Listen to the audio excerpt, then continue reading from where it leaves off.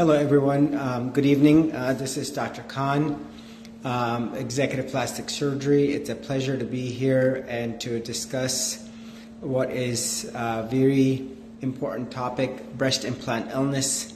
This is the implants, both saline and silicone, and also residual capsules, how they affect the body, and how I, as a board certified plastic surgeon, I deal with the many explants that I do. So having said this, I'm going to go ahead and do what is a question answer session. And so I have some questions that the ladies have sent. So I will go ahead and answer any questions that anyone may have. And so that I will be able to share with you the knowledge that we have. Now there is knowledge that is firm, that is very well defined, not only by the manufacturers themselves, but also by the many studies that have been done, and most importantly by what the many patients are saying when they remove their implants. So overall, a little bit about myself. I'm a board certified general surgeon, which means I've done 5 years of general surgery training, and I've been certified by the American Board of Surgery as a general surgeon, and then I did 2 years of burn, 1 year of burn fellowship with 2 years of burn commitment as a burn fellow, with 1 year of burn critical care fellowship training, and then 3 years of plastic surgery training, where I'm board certified by the American Society of Plastic Surgeons. So what I'm going to do is I'm going to go ahead and start answering some of the questions that I have been sent via Facebook and other tools. So the question here is, I'm looking forward to my surgery with you on April the 2nd. I see many comments about the frozen shoulder. Could you please address some safe ways to avoid developing frozen shoulder while maintaining your recommended T-Rex arms? Now the most important thing here is that the pectoralis major muscle sits on the chest, and the origin is towards the sternum and the lower part of the chest. The origin is the sternal area and then the lower part of the chest, and the insertion is in the upper arm.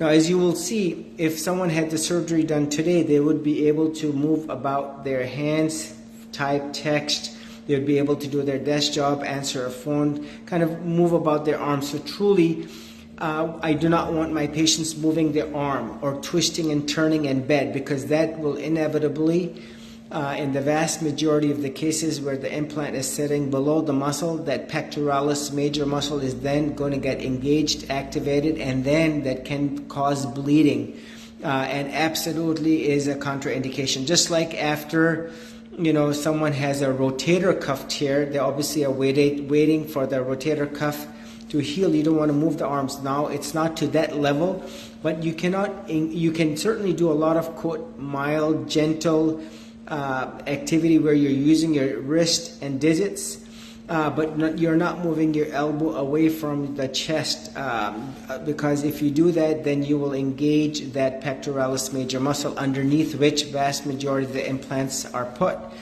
And so whole dissection is pretty much done on top of the rib. So we want that the muscle to essentially settle. Now, it's a 6-week overall on average commitment by the ladies, and it's not going to lead to a frozen shoulder.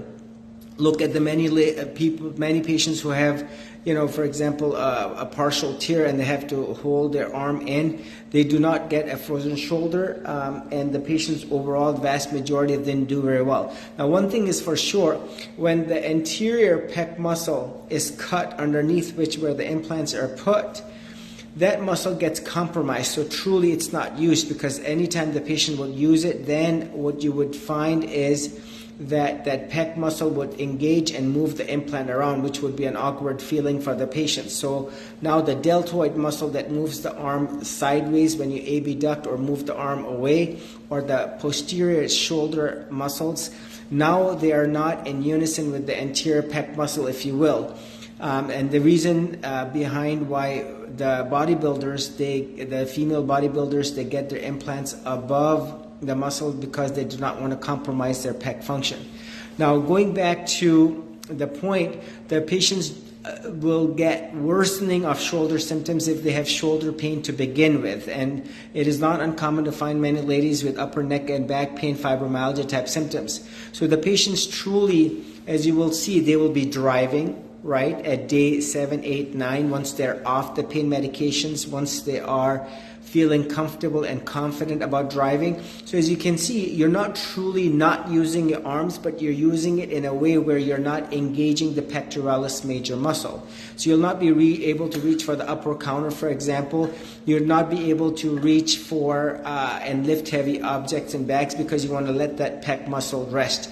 So, and now at the week 6 mark, I have my patients gently start with the 2-pound weights, lifting and kind of doing gentle yoga. And this will allow for the muscle quote rebuilding. Because remember, all those years that the patient had the implants, they never truly did use the muscles, engage the muscles actively, simply because they would bounce or move the implant around. Now, once the inflammation and the implant is gone, then I tell my patients very religiously, sincerely, for the next 3 to 6 months at least, and maybe literally forever, and this is what every person should be doing gentle weights so that they lift and build not only the pec major muscle, the pectoralis major muscle, but the pectoralis minor muscle, the latissimus, the deltoid, the serratus anterior, the supraintraspinatus, all the muscles of the neck, back, shoulder. Because remember, any patient who has implants, that is all patients, they have a compromise of their neck and back simply because of the weight of the implants that they are carrying, and they tend to hunch forward, if you will, and that in itself is quote realignment of the neck and back shoulder muscles. The posture changes for the ladies, all of them, simply because they don't have the implant sitting on the chest, and plus they don't have the inflammation on the chest as well. So overall, the 3 to 6 months of exercise that I mandate all my patients to do will not only build the 10, 15, 20% muscle mass and also add aesthetics, but also as the ladies get older, they will be able to get the neck and back dexterity that they have, so that they will be able to play sports better than ever before. They will be able to function without any compromise of the shoulder. Any patient who has implants has a compromise of their tennis swing, has a compromise of their golf swing, if you will, and certainly the weightlifting, if you will, because the pec muscle underneath which the implant is certainly compromised and compromises the shoulder and neck and back. So hopefully that answers that question. Now the next question I have here is, I'm not able to have my surgery with you because I need to go to someone that accepts my insurance. The surgeon I plan on going to says that the end block isn't necessary and can be dangerous if the capsule is adhered to the chest wall, period. I have had my implants for only 8 months and am already having BII symptoms. I had an MRI for something else and it said it appeared my implants were both intact with no rupture. How important is it that I still have my explant done end block even with no ruptures, and if they aren't adhered to the chest wall? So very good question. So just today, a few hours ago, I took care of a patient who had her surgery done in August of 2023. So just 7 months ago, and I did the Facebook Live. She had the 1,140 cc implant on the right, and she had the 1,000 cc saline implant on the left. This was the 700 cc saline implant that was filled to 1,140 on the right, and 1,000 cc cc's on the left, and it was a 700 cc implant on the left that was filled to 1,000. Now, the moment the implant goes in the chest, either it is above or below the muscle, the capsule forms within 2 months. So 8 weeks, the capsule has formed. Now, we know for a fact from the many ladies who, and these are 2 hard facts, why is it important to remove the capsule? So we know, fact number 1, the many ladies who had their implants removed and the capsules were left behind. These ladies did not improve completely, and they still were hurting from the many symptoms of breast implant illness. And this is important and a very important point, and this is the take-home message of this Facebook Live. So anyone can remove the implant, but it is the whole capsule must be removed, plus the inflammation around the capsule.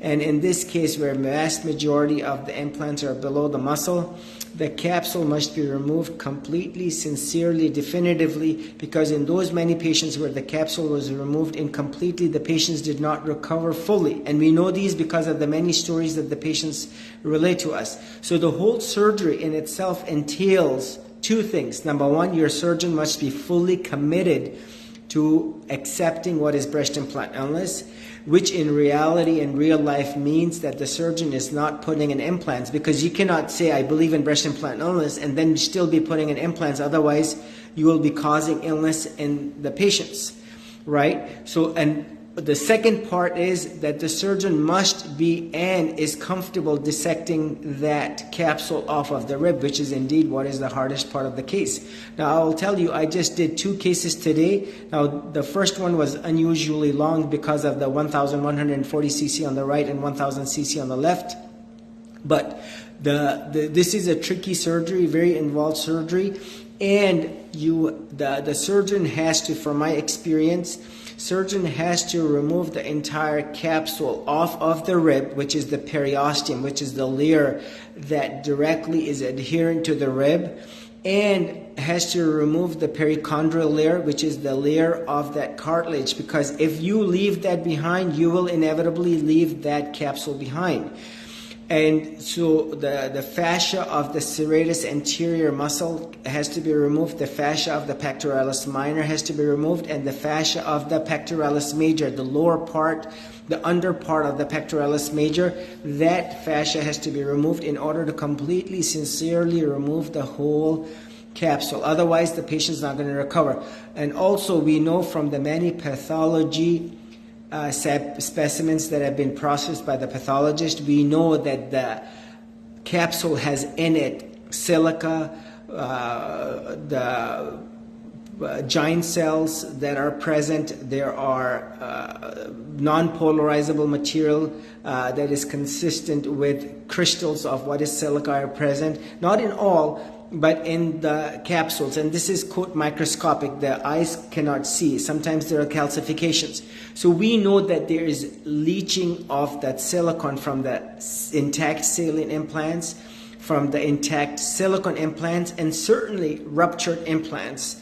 And this leached silicone into the capsule mandates removal of the whole implant and the capsule as one system, which is the en bloc method.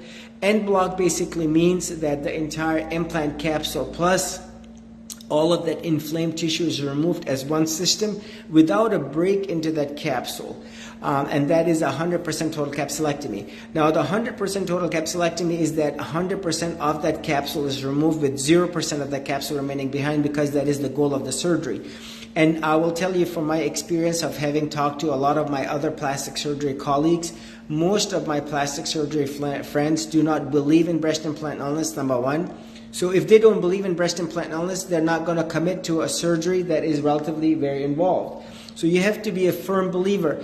Any person who has any implants removed must have the whole capsule removed. Otherwise, they're not going to bounce back completely. And you do not want to be that patient where you have to now go back and remove the residual capsules because it was an incomplete job the first time. And you will see the many patients who went to a surgeon initially, who believed in their heart that they would be able to get the capsules out, but did not have the track record. And now when the surgery happened, the surgeon determined that the capsule was so thin or so tightly adherent that they felt uncomfortable removing the capsule. And now the patient is seeking another surgeon who is now very well versed into removing the residual capsules, because she knows that she is partially improved but not completely improved. And remember, this is the whole goal of the surgery. So the surgeon, number one, should accept 100%, and be very active on social media in today's world and age, and state that breast implant illness exists and should not be augmenting. Because once someone augments, anything and whatever they say goes down the drain. And number two, the surgeon must have a track record of removing the whole capsule completely, sincerely, definitively, because post-operatively, you do not want to be in that situation where you're second-guessing the surgeon and you're not sure. And the 5 ways that you can confirm that your surgeon is authentic and real is: number one, they're not putting in implants. They are showing you a high-definition video and also a high-definition pictures of the chest wall showing complete removal of the whole capsule, plus cutting open of the capsule. The surgeon has a big incision. You cannot look at the other patient from the Midwest who I discharged. Her surgeon tried to remove the implant from a small 2, 3, 4 centimeter incision. This is now how you're going to do the end block or a total capsulectomy, because the diameter of the implant essentially dictates the length of the incision. And number 4, the implants must be returned to the patient, because you don't want to have ruptured saline implants be removed. In majority of the cases, you will see some patients go to their surgeons. They literally put a needle in, pull out the fluid, and then through a small hole pull out the saline implants, leaving the capsule behind, or make an attempt to removing the capsule around. And last but not least, the most important thing is the track record of the surgeon. Every surgeon nowadays has a Facebook, Instagram, TikTok, YouTube profile where the patients are talking, and that authenticates and confirms and reaffirms over and over, one patient after another, that the surgeon believes in breast implant illness, does not put in implants, and is doing the right surgery without leaving the capsule behind. And the post-operative course is completely dependent on the surgeon believing in his or her mind that the capsule must be completely, sincerely removed.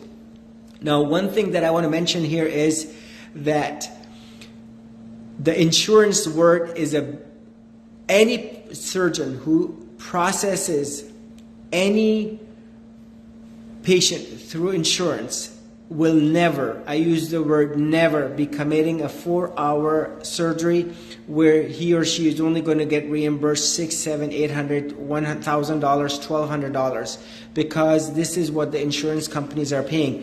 So 2 weeks ago, I took care of a lady. The United Healthcare, believe it or not, said, and the patient requested, she was denied, she requested a peer-to-peer review, and the peer-to-peer review was done on a Tuesday morning by me at 9 o'clock, and the doctor on the other side, when I talked to him, stated, well, and this is paraphrasing, let me just wrap this story up. We do not approve this, and we do not approve total capsules. We have not done that. Now, this is a major insurance company, and we don't believe in this breast implant illness. Now, this surgeon, I asked him what type of specialty was he, and he said he was a head and neck surgeon. Now, I asked him, have you even held an implant in your hand? And look at this surgeon who was making a decision. He said it was a story. I said, this is not a patient. This is a real life, and it is not a story. And believe it or not, I said I wanted to record the conversation so I could play it on Facebook, and he said, no, you cannot. And so this person was bought by the insurance company to say no. He said no without even hearing the case. And what was the purpose and reasoning behind it? The previous peer-to-peer review that I did was with a pediatrician from Florida. These are semi-retired doctors who the insurance company pays them a certain amount to basically put a bottleneck in and say no, and they do not even understand or comprehend what breast implant even means. That pediatrician, for example, asked me if I could send him information on breast implant illness so he could read up on it. And that is exactly how these insurance companies play the game, and these doctors who are hired by. Now, overall, and I say this very bluntly but very definitively, and if there are any nurses, doctors, any of the medical personnel who work at the hospital will say the hospital is a money-making institution. The insurance is a money-making company. They have zero vested interest, and I use the word zero vested interest in the patient. They could care less about the patient, and I'll say, unfortunately, just like now, some insurances will approve, and I want you to go ahead and process it through your insurance. As you will see, they will not pay a whole lot. So if your surgeon is going through the insurance to basically not bill you, I will assure you with full confidence you're not going to get the surgery that you deserve. If I started taking insurance, the reimbursement would be in the $500, $700, $1,200 range, if at all. And the vast majority of the insurances say, let's say if I were to get a facelift and it were to go bad, and if I were to go to the emergency room, they will say, who told you to get a facelift? So the burden's on you. And the same thing with implants. Majority of the implants are put in for cosmetic reasons. Even with the cancer patients, unfortunately, they do not approve the total capsulectomy because they say that this is something that is not scientifically proven, and it is not required unless there is documentation of cancer or anything like that, which obviously most of the patients, if not all the patients, do not have. So the insurance companies are not going to reimburse, and even if they do, it's going to be very, very limited amount where the surgeon cannot justify floating a private practice where 4 hours, 5 hours of time will be allocated into removing the capsules completely and sincerely. Now, so the goal of the surgery, as we defined, is very important, and that is the take-home message. And as you will see, one needs to just look at the many patients who have undergone these procedures. You have to always assume that the implant is ruptured. Last week, I did a case on Thursday where the patient had implants from 2009, and both of them were ruptured, to my surprise. I did a case almost 4 weeks ago, and one lady from implants from 1989, and another lady from 1991, and both of these implants were very much intact, again, to my surprise. But this is where you have to always assume that they're ruptured, and you have to always proceed with what is doing an end block or a total capsulectomy without any of the silicone spilling into the chest. Now, one other part of the question is, she had an MRI done. You will never expect an implant to rupture at 8 months because it is literally new, unless the surgeon made a technical error by stabbing it with a needle or there was a manufacturer defect, which is very, very unlikely. Now, this is, if you look at the Mentor, one of the major manufacturers of implants in the United States, you will see Mentor will tell you, get a MRI at year 3, and then every 2 years there onward. This is under a brochure, which I have read. If any of you are new to the Facebook group, I would recommend going to YouTube, and there is a lecture that I gave on November 16th, 2023. And you should listen to it so that you can see the hard evidence that speaks against the implants. And again, as you will see, the implants are not meant to be in the body forever. These are the warnings published and literally put out by the FDA and also by the manufacturers. That number one, the implants are not meant to be in the body forever. They last anywhere from 10 to 15 years. From my anecdotal experience, 7 to 10. Look in this lady, she's already reacting. And if you listen to Dr. Henry Dykman or the other researchers, you will see the patients start reacting to the implants, some sooner and some later. And some eventually, when the implant ruptures, the silicone toxicity will kick in. But eventually, they are not meant to be in the body forever. So I've said this many times. For example, if someone is 22, like one of my patients, she started reacting within a couple of weeks. She started having weight loss, tingling numbness in the arms and legs. This is a Facebook Live that I have done with my patient. And then I removed her implants, quote, emergently, if you will, on day 29. So she had them less than a month. And lo and behold, I did not find any capsules because it takes 2 months, like I said earlier, for the capsules to form. And since you have had implants for 8 months, your capsules certainly have very much formed, and they need to be removed as much as the lady who has had him for 10 years or 20 years. So those capsules absolutely need to be removed along with the implant, plus all inflamed tissue around where that gel bleed is, such that you have the best chance to bounce back to a normal state of good health minus these toxins. Now, let me go ahead and I'm going to read another question.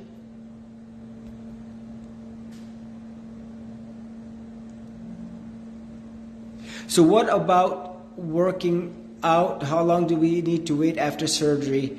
So this question, so once you start, majority of my patients at week 6 or week 8, they start lifting 2-pound weights with bicep curls, tricep, upper, shoulder, neck, and back, gentle exercises, again, gentle. And they start 1 minute in the morning, 1 minute in the evening. Now, the following week, they will do 2 minutes, 2 times per day. Now, this is active muscle building. All these times where they picked up a coffee mug, or they were typing, or lifting their cell phone, or driving, that was passive recovery. Now, they're going to actively, at week 6 or week 8, start gently working out. And what that does is it adds active muscle mass to the chest. And as you will see, the 7th week and the 8th week and the 9th week, the patients are doing more, to the point where at the 12th week, they're now actively building the muscle. So now they're doing 3 minutes 3 times per day. You don't want to start working out till you feel the burn and you do another minute more. That is meant for those regular non-patient related exercises. In this case, you want to go up to a level and you do not want to feel the burn, such that at the 3-month, 6-month mark, you're actively in the gym working out. And so you're going to slowly retrain that muscle that was cut if you had your implants below the pectoralis major. And remember, when you have your implants below the pectoralis major, not only is the pec major compromised, it becomes atrophic, which means it starts to weaken because it's not truly used. And this is where you're building that muscle. And once you build it, you will build it like never before. And not only the pec major, the pec minor, the latissimus, the deltoid, all the muscles of the anterior chest, the shoulder, neck, and back, such that you'll be able to work out better than ever before. Let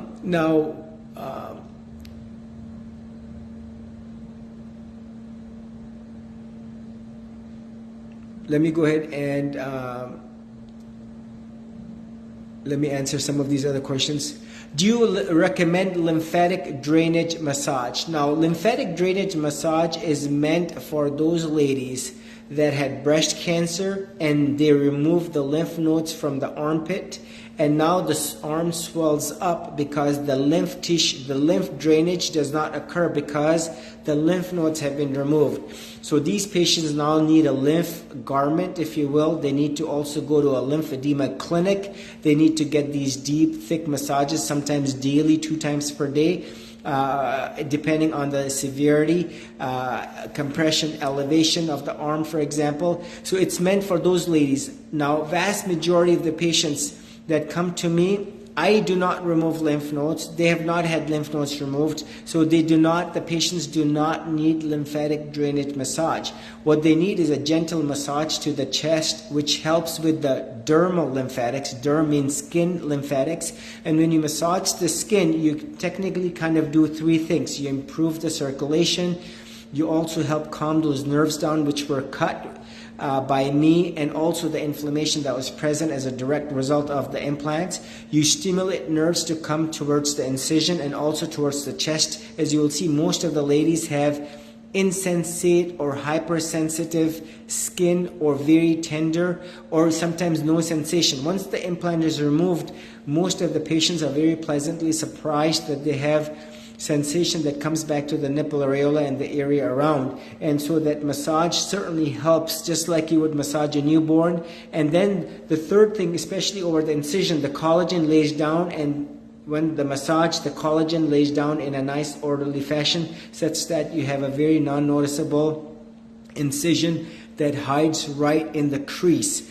I want my listeners to note that my incisions are always horizontal. That means they're not vertical from the nipple areola down. My incisions are only horizontal and they hide in the crease. And this is the reasoning behind, such that when I make the incision, I'm always below the muscle. So if this is the muscle, the breast tissue is above, and the implant is below the muscle, I always remain in this, if you will, P2 level, the area below the muscle. I do not want to go into the breast tissue. I do not want to make a cut in and around the nipple areola, because those patients who had nipple sensation lose it. They get hypertrophic scars or scars that are prominent. And I do not want to go with me removing the excess skin. The ladies, when they work out, they add 10, 20, 30% muscle mass to their chest, the skin recoiling, the breast tissue recoiling, and the internal sutures that I put that lift the tissue up kind of give a pseudo lift from what is a 2D incision. In vast majority of the cases, as you will see if you follow me on Facebook, almost 80% of the patients do not need that unnecessary lift or that unnecessary drain. So again, the whole surgery is done below the muscle and not touching or going into the breast tissue. Now the last thing anyone wants to do, and this is basically, if you ask me, some patients ask me what is the worst case scenario. The worst case scenario is what happened to the lady 6 weeks ago from the Midwest. She went to a surgeon, good, reputable, board certified, good surgeon at heart, who said, I'm going to go ahead and remove the implant under local, which means that the patient was awake and talking. So the surgeon goes in, makes the cut in order to remove the implant, and lo and behold, to the surgeon's surprise, the 2015 implant was ruptured. And now that same day she has silicone pouring out of the incision. And then on Wednesday she sees the surgeon. On Thursday she goes for surgery. Well, she's put to sleep, and lo and behold, the surgeon attempts genuinely to remove the capsule plus that free-floating silicone, but certainly not completely, because the surgeon truly is not a believer, does not have experience, and it's a difficult case to removing the capsule off of the rib. And now the surgeon comes to me for her third surgery, and now my task is relatively more difficult, where now I have to remove that residual capsule plus the free-floating silicone that is now embedded within the fatty tissue. And it is now damage control. Now that patient did very well. She was officially, moving on to the next level, and she's essentially has that peace of mind that the entire residual capsule was removed, and the free-floating silicone that was embedded within the tissues was also removed. And this is, again, on my Facebook page, and I want each and every one of you to see that, so that we can all learn from these patients who are very generous and nice, that share their journey, who are bringing about the breast implant illness awareness. So now I just want to let everyone know that I am a board certified plastic surgeon. I only put in one set of implants in my career in order to get board certified. This was on a cancer patient. Otherwise, my practice now is exclusively devoted to removing saline implants, silicone implants, residual capsules. Just today I had a consultation with a lady who wants to come in to remove her calf implants in her calf muscle.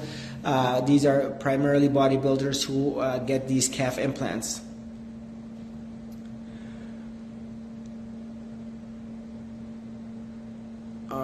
So I am going to go ahead and answer some more questions. Outside of the ADA reporting to the FDA, any other recommendations on how we may report, spread the word, no implants are safe? Now, I will tell you, this is where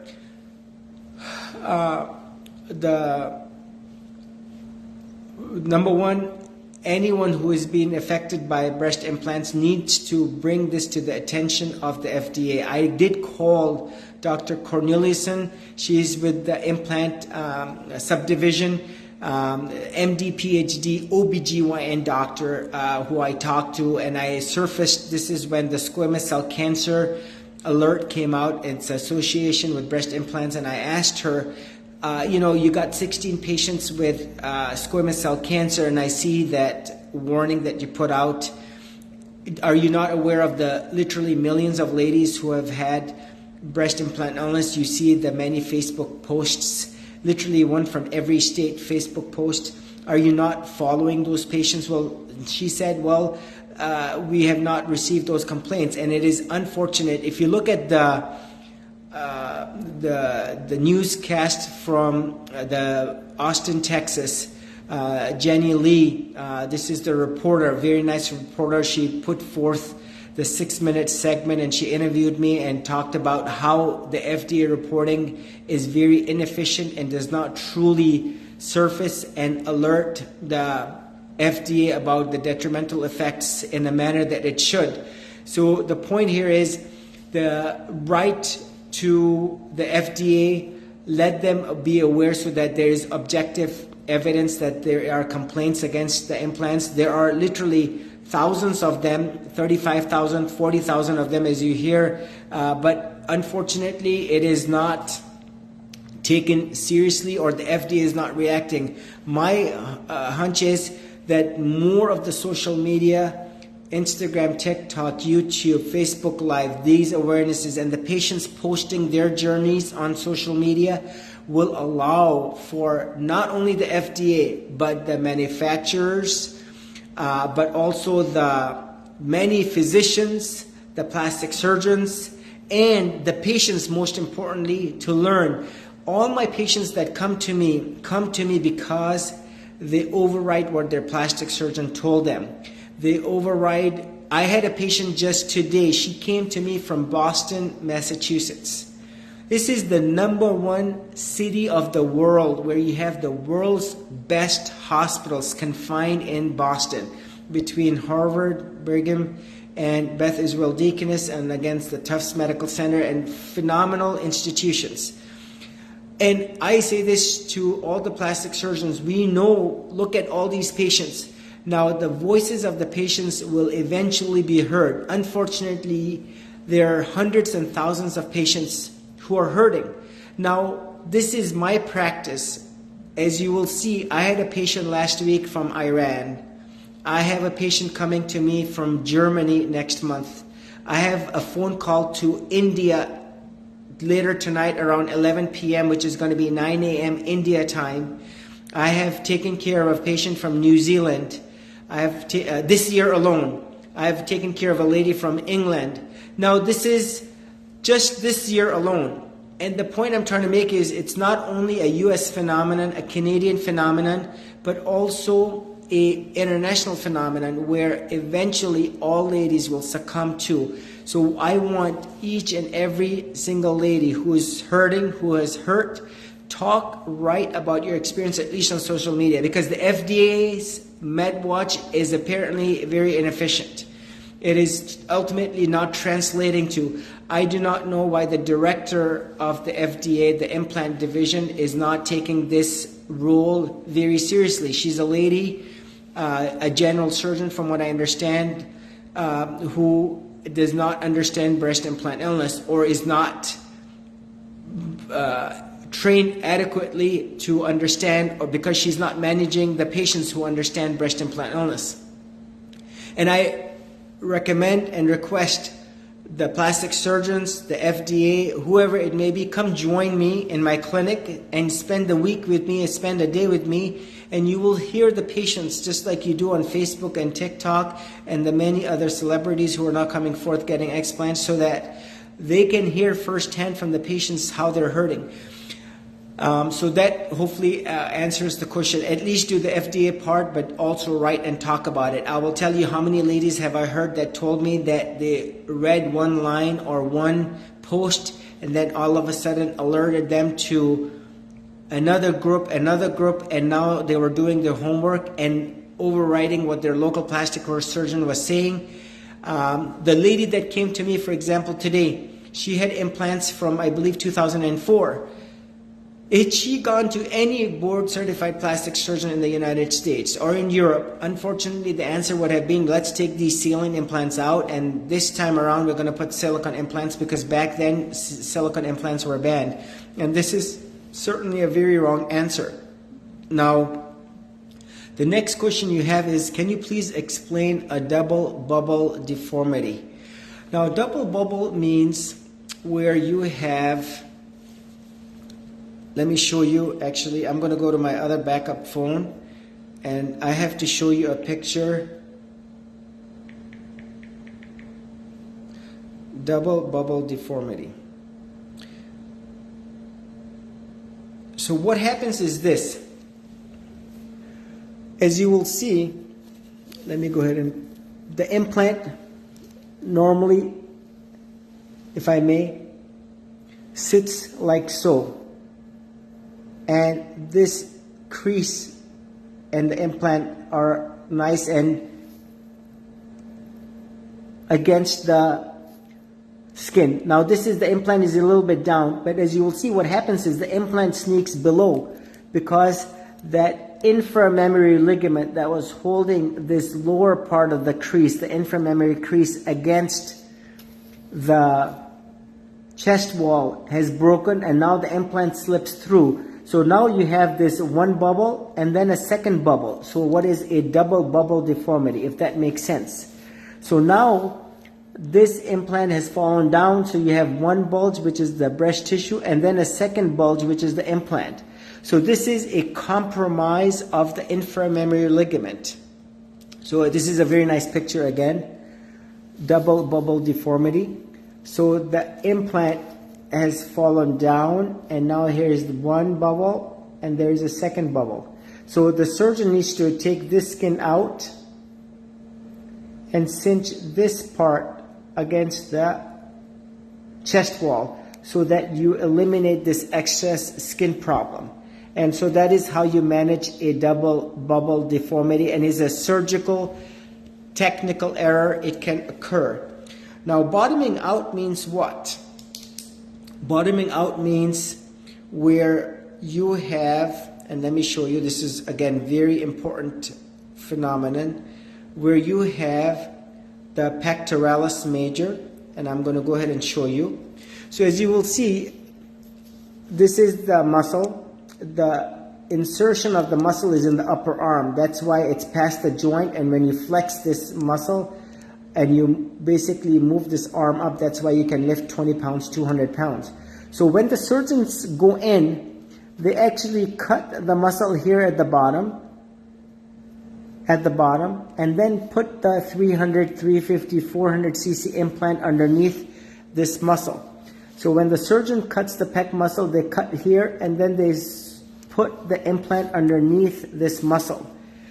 Now, when the implant goes underneath, as you can imagine, when the implant goes underneath the muscle cannot be tucked down and inside, the muscle cannot be tucked and the implant be put underneath, because the muscle is very, very tight. And so the point here is that this muscle is left, quote, window shaded up. So now I will go ahead and stand up and I'll show. So as you can imagine, if this is the muscle that I just showed you, and then this is my implant, the muscle is put underneath. The muscle is not taken down and secured against the chest wall. And so what happens now is, over time, the implant just bottoms out, down, out, and just gravity alone. And sometimes when you flex, the muscle pushes the implant down and outward.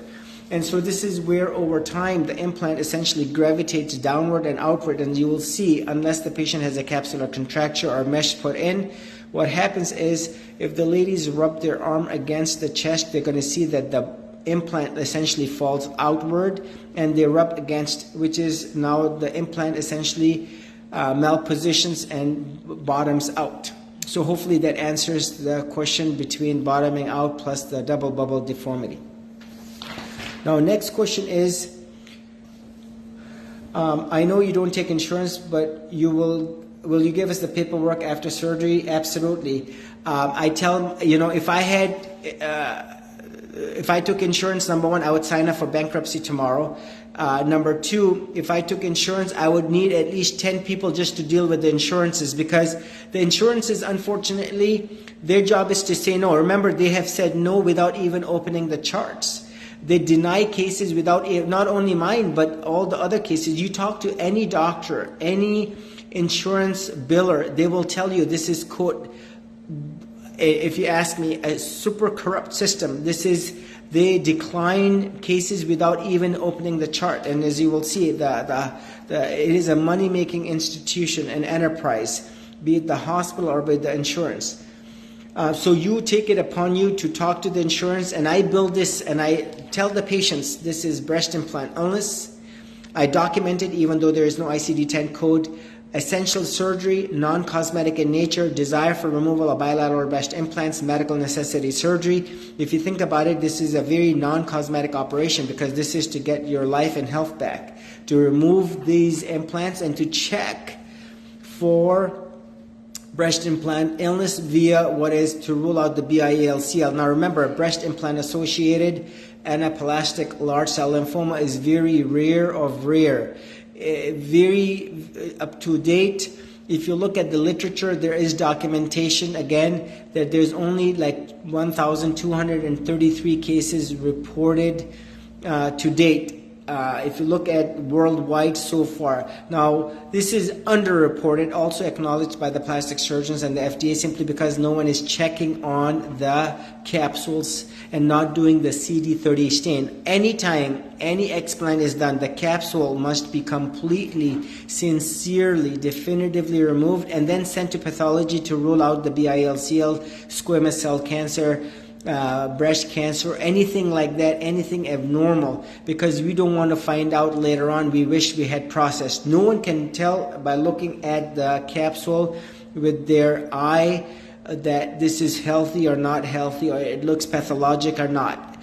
The CD30 analysis must be done in order to have the peace of mind that there was no lymphoma present, there was no malignancy present, and there was no squamous cell cancer or any abnormality. Because, and again, this is not a scare alert, but this is where you will see there are many other type of leukemia, lymphomas that are associated with the implant, which the plastic surgeons have mentioned, which are underreported simply because the capsules are not being checked. And we must check anything that is removed that is inflamed so that we can prove with absolute certainty that there was no lymphoma or any abnormality or malignancy, and that we can also show that that giant cell reaction, histocytic reaction, or macrophage, foamy macrophages, the non-polarizable material consistent with silica, not in all samples, but some, so that we can document that that was present or not.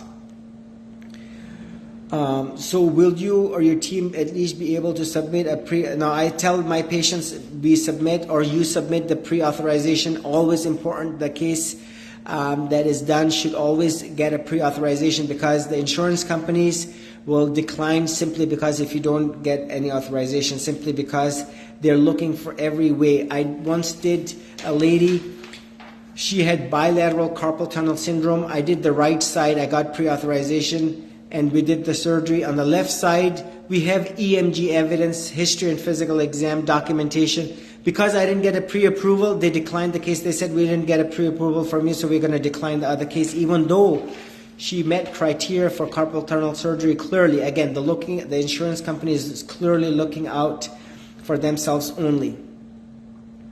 So the next question is, I'm a bit overweight and I wanted to try and lose some weight prior to surgery. Now the BMI cutoff is 35. Again, patients with higher BMI have obstructive sleep apnea, they have other issues, they are more prone to, quote, infection. Certainly this is very clearly documented.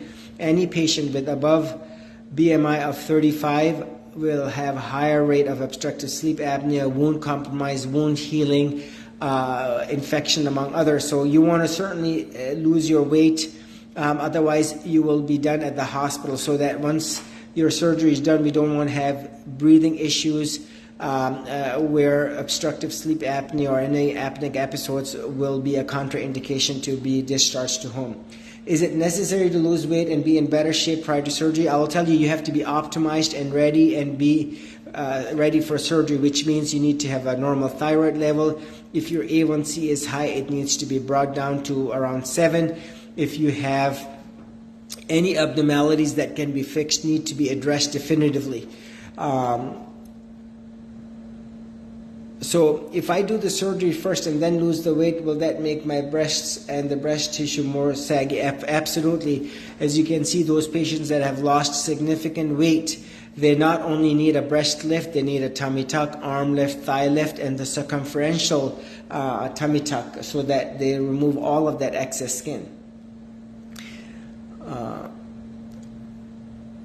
If I lose the weight before the surgery, would my breast turn out more aesthetically pleasing? Now, I'll tell you, ideally, anyone, if they're able to, they should have a low BMI no matter what. And especially if you're going to be a patient, certainly more so. Any person, any age, if they can lose weight, they should make an effort. Nowadays, it's very hard, and it is certainly the very easiest thing to say and the hardest thing to do. So you should always be normal BMI, body mass index, no matter what, so that you have the best outcomes. So research has clearly shown that those patients who have a low BMI are healthier, better outcomes of surgery than those patients, especially those who have a BMI of 35 and above, have a higher rate of complications, including DVT, deep vein thrombus, wound dehiscence, among other problems like seroma and the others. Next question is, how do we heal our gut from food intolerances and sensitivities? Everything these days, at the very least, bloat my stomach. I explant with you on April 30th. Now, there are many patients who do not know, for example, that they have lactose intolerance. Some patients, believe it or not, have a GI irregularity from IBS, irritable bowel syndrome. We know of the many patients themselves. Don't listen to me. Listen to the many patients who have had an explant. Now they can taste the strawberry. They can taste the fruits before which they could not. Now they can tolerate pizza or ice cream, dairy, which they could not before. Now remember, the breast implant illness will affect all aspects of the body, from the hair follicles to the migraine, the psych, the anxiety, depression, suicidal ideation, not all, just a small subfraction, thank God. Dryness of the eyes, very common. You have olfactory, like smell changes, dryness of the mouth. You have patients with endocrine thyroid issues. You have patients with vertigo, tinnitus, ringing in the ears. You have patients with dryness of the skin, rashes. You have fibromyalgia type symptoms. The hallmark features are rheumatological joint problems. You have many patients that present with the GI disturbances, the plantar fasciitis, reproductive issues, premature menopause. You have many patients that present with the palpitations, for example. So all organ systems are ultimately affected, some more, some less, some come and go. And the point here is that you will see that the food intolerances are certainly very much part of it. So that young lady, the 22-year-old who had implants, and she came to me and I removed her implants at day 29 of her implants. She had lost 15 pounds, and you hear her own words. This was a Facebook Live I did almost 2 years ago. You will hear from her own words how she was not able to tolerate any food, which is very interesting. That's how her body presented. Along with, the next question is tingling, numbness in the legs. As you will see, the many ladies that present to me that complain, they mentioned that they have this tingling numbness in the arms and legs, and basically the tips of their fingers feeling numb. And they've gone to their doctor, they have had EMGs to rule out carpal tunnel, and it turns out that everything is unremarkable. And now when they get their explantation done, you see these patients improving and benefiting, and this tingling sensation in their legs and arms goes away. And so this only proves that the nerves, the tissue around gets inflamed and then causes this changes, just like with the arrhythmias. You know, the patients complain of irregular heartbeats. They go to their doctor, the cardiologist, who does a Holter monitor. They do an echo, a stress echo, and lo and behold, everything is unremarkable, and the patient continues to complain of these, quote, irregular heartbeats. And unfortunately, these patients then get labeled as psych/stressed out. They need to go see a psychiatrist for anxiety or panic attack type symptoms, which are all ultimately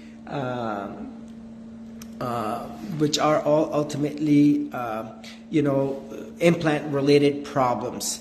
Now, when a patient comes to me, I tell them, one lady talked to me from middle of nowhere, California, and she said that last time she had seen a doctor was 20 years ago. I told her, you have to go to the doc, and you get a whole nice history and physical exam and a full set of labs, because I don't want to operate on you, and the next thing you know, you have hypothyroidism. So you want to also make sure that, the rest of them, you don't have rheumatoid arthritis, you don't have lupus or Lyme disease. You want to make sure you don't have any of these other problems. Now, despite if someone has rheumatoid arthritis, that's still in itself, again, another reason to remove the implants, because implants are not recommended or contraindicated to be put in those patients who have any immune compromised state, like diabetes or like lupus or like rheumatoid arthritis. Implants are not meant for those patients, and the manufacturers themselves highlight that. So just today, I did the Facebook Live, the next question here is, and I'll end with this. This is the Facebook Live that I did today. This is the nice 60-year-old lady, and God bless her soul for sharing her journey. 60-year-old lady, she had breast cancer on the right side. This is the Facebook Live I did today on the 13th of March 2024. She had breast cancer on the right side. She had what was a lumpectomy, and then that led to fat necrosis. And the next thing you know, she ended up getting what is a mastectomy on the right nipple sparing, and also on the left what was a prophylactic mastectomy done just 7 months ago in August of 2023. She then developed what is a grade 4 contracture, and you can imagine she had 1,140 cc's saline implant on the right and 1,000 cc saline implant on the left. Both of these were 700 cc's Mentor, which were filled to 1,140 on the right and 1,000 on the left, which is a big problem, because you don't want to overfill them by that much. Now, the question that I have is, I'm curious why you needed to remove the nipples. Now, remember, she had breast cancer. If I remove that large implant, her skin is stretched out. Remember, she has no breast tissue, and she's going to have this redundant, excessive skin that's going to fold on itself, and it's going to be a big void where over a liter of volume remains. So you want to be able to have a flat chest closure. Now, from an oncologic perspective, which means cancer perspective, she had the nipple, and the breast tissue underneath the nipple was not removed completely. So she could potentially get breast cancer in that nipple and that breast tissue underneath the nipple. So from an oncologic perspective, I had to remove the nipple. And this is the discussion that the patient had said, please remove, and I want you to remove the nipple areola skin petal complex, so that she will essentially be flat-chested on that right side. That is, she's not going to have that redundant skin, plus the risk for cancer, because she needs surveillance on that nipple, not only on the right but also on the left, because she has had history of breast cancer. If you have had breast cancer and the nipple areola was left behind and the breast tissue, you still can get breast cancer because you have breast tissue remaining. And if the chances are you got breast cancer once, you certainly can get breast cancer more so than the general population. And remember, 1 out of 8 or 9 women are going to get breast cancer. And if she has already gotten breast cancer once, she's likely to get breast cancer more than the average patient. So she needed to get that removed for aesthetic reasons, plus oncologic reasons, plus she gave consent. One patient came to me a couple of years ago, and she said, I want you to please remove the implant, and I want you to save my nipple, because once you get done with me and I have removed my implant and capsule, I then will go to San Antonio, Texas, and there is a very nice big microsurgery group, and she was going to get her deep flap, which is the deep inferior epigastric perforated flap, which means she was going to get fat and transferred up here, and she wanted her own nipple areola complex in the reconstruction. So in her case, She did not have the 1000 cc or the 1001, but I was able to recreate and salvage the nipple areola, her own native tissue, and she understood the risk versus benefit, so I have done that too. But this was the discussion I had with the patient in person the day prior, the day I did the initial consultation, and also today in person in pre-op, as I marked her in pre-op, telling her exactly what I was going to remove. So this is why the nipples were removed, for aesthetic reasons, oncologic reasons, and the patient gave consent to doing so. Now, the next question I have is interesting to me that the capsule is so thin, yet she had a grade 4 contraction. Now remember, the capsule can be so thick, 1 inch thick capsule I have removed, 1 inch thick. And I have also removed capsules that are super thin. Now today, as you will see, she had a lot of alloderm, which is cadaveric skin, removed from a container and put in. This was someone else's, a cadaver skin that was processed, antigens were removed, and she had that. And the capsule can indeed be thin and contract that implant hard to the point where she can get a deformity and she can get an irregularity of the chest plus pain, even though the capsules are small, so they do not have to be thick. Even though she had alloderm, she could have no alloderm and still have capsules thin and be very much compressive. So now hopefully you found this informative. We talked about a lot of points. I will end with this. If you go to a plastic surgeon in California, in Texas, in New York, or anywhere within the same state, you're going to find every surgeon has his or her own way of removing the implant. I find most of the plastic surgeons, deep down within their heart and soul, do not truly convincingly believe in what is breast implant illness. Their focus is more on the aesthetics, and the vast majority of the plastic surgeons are still putting in implants and are not firm believers on breast implant illness. And they cauterize and burn that capsule, leaving behind that capsule behind. And it is not a complete total capsulectomy.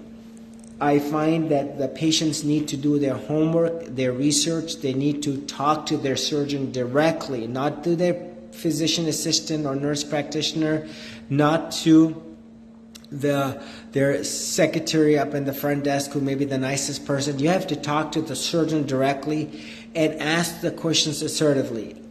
What is written on the consent form?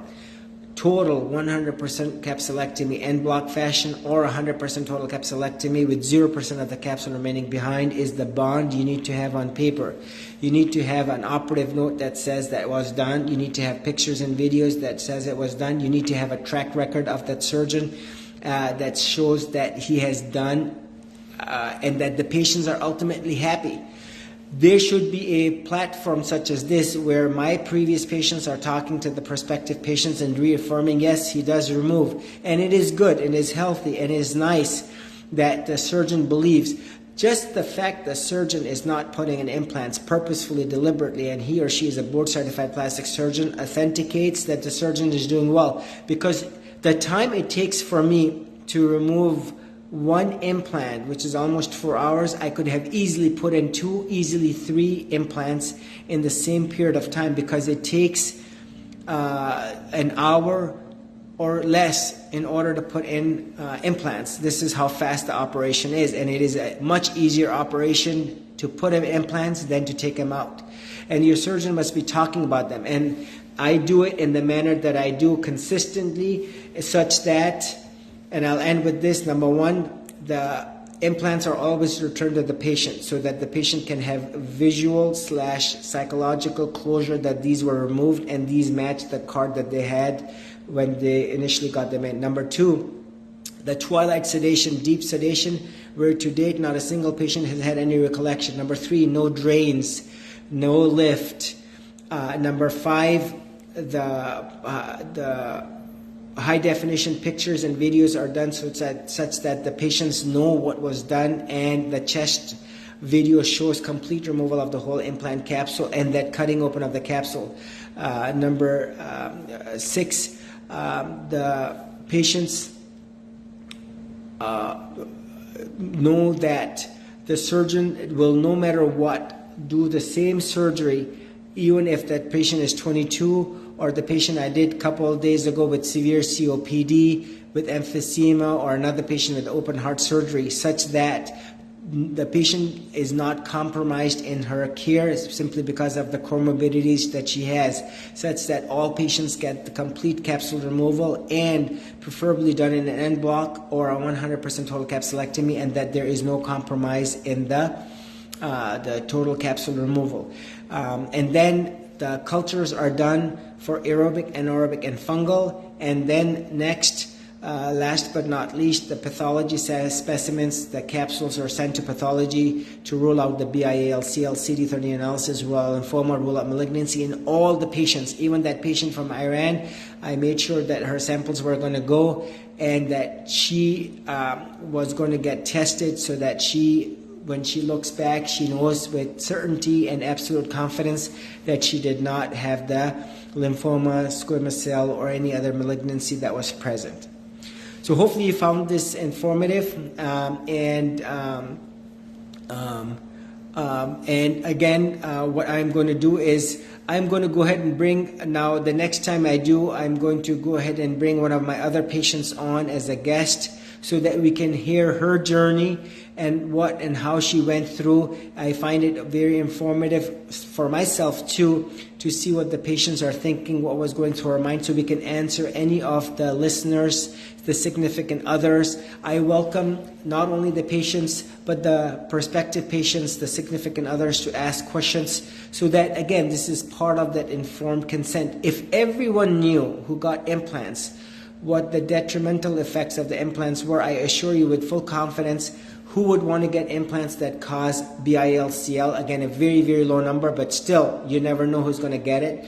Infection, capsular contracture, malpositioning. They need to be replaced every 10 to 15 years. According to the FDA, if you ask me, 7 to 10 years. You've seen how many patients who have had rupture of the silicone implants. You don't want to wait for a rupture. You do not want to be caught off guard and not be able to do a self-monthly breast exam because you got a contracture or you got the implant getting in the way, and now you are not able to feel or palpate a mass simply because it got in the way. And then the mammograms are not being done by these ladies because they feel the hurt as a result of the scare of getting implants or the hurt of getting the mammogram itself. And now breast cancer is not being detected. Amongst the many other reasons that we know of, many other the chronic pain that the patients have as a result of the implants, for example, or the shoulder and neck and back compromised fibromyalgia type symptoms, the many symptoms of breast implant illness, some more, some less, some eventually that will get there, which is only a matter of time, simply because the implants are not meant to be in the body forever. If someone could take that phrase out and it will not be applicable, the implants would be a totally different story. And last but not least, the implants have been banned before. There is a reason.